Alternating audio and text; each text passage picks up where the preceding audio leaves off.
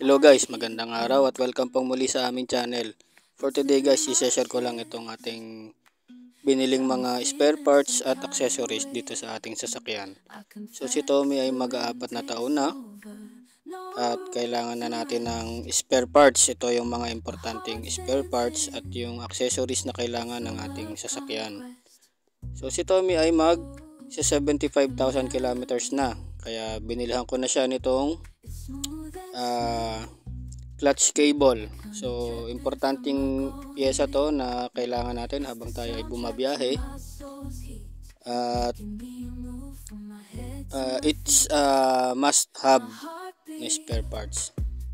So yan, binili natin siya sa Orange na online shopping platform. At syempre salamat sa SPay Later.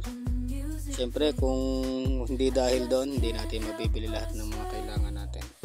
So ito ay Shibami clutch cable made in Japan. So solid na solid siya sa kanyang physical appearance. So sana maging goods din siya pag ginamit na. Next naman is itong serpentine belt. So ito yung nagkokos ng parang chirping noise dito sa ating engine bay. So actually proven naman na siya na kapag medyo palitin na yung belt ay maingay na siya. So ganyan yung mga na-encounter namin dun sa unang sasakyan namin, yung Honor. So ito ay serpentine belt para dito sa ating Mitsubishi Mirage. At ito ay Bando brand. So hindi siya yung genuine na galing Mitsubishi. At nag-crowdsourcing naman ako dito. At ayun nga, merong against at meron namang pro dito sa item na to. So anyway, salamat sa mga nag-share ng thoughts at lahat ng sinabi nyo ay kino-consider ko naman. Ang huling item naman para sa bidyong ito ay ang ating battery indicator. So meron siyang dalawang socket at meron ding dalawang USB port. At mabilis lang dumating itong mga item guys. So shout out sa mga seller.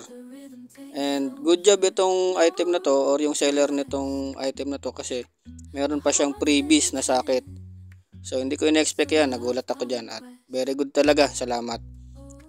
At ito pangalawang bili na natin to. So yung isa tumagal naman ng 3 taon, kaya lang accidentally na damage ko siya, nasira ko siya, kaya bumili na ako ng pamalit. So iba yung binilhan ko at mukha namang mas matibay itong bago. So ayan, kulay blue yung kanyang ilaw or yung battery indicator kasi yung una kulay pula.